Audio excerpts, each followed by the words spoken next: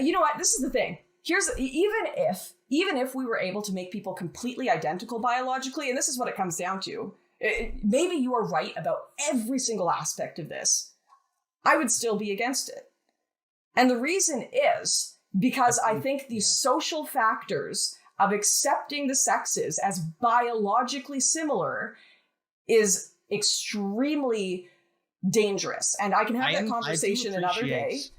But I do appreciate that you just admitted that the science is less important than these social implications of it. So you're motivated to find science that agrees with you because the real motivation is to make sure that the sexes are separated and the genders are separated. That's not true.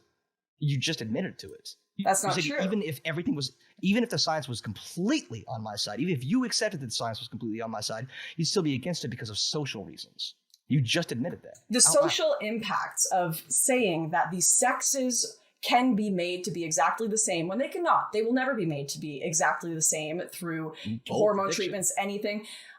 The reason it's called, so we're talking about sex right now, not gender, right? Because even some of the most radical progressives I talk to admit sex is different. You are never, do you think that we are going to get to a point, I know we're not there right now, where you can have men give birth to children, like biological men who produce sperm give birth to children through a womb?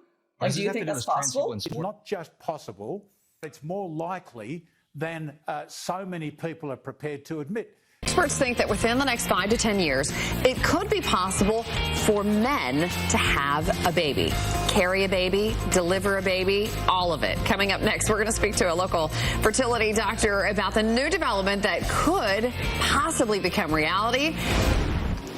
On the Health Watch this morning, recently, the Cleveland Clinic announced that it is performing uterus transplant surgery for some women. That led to some people to wonder if they can transplant a uterus into a man, and if so, can a man give birth? The answer is yes. A doctor from the University of Southern California says it can be a reality in about 5 to 10 years and maybe even sooner. That's right. The prediction for a man is actually for the transgender patient, the male to female transgender. These are women who have received hormones to convert themselves into a woman.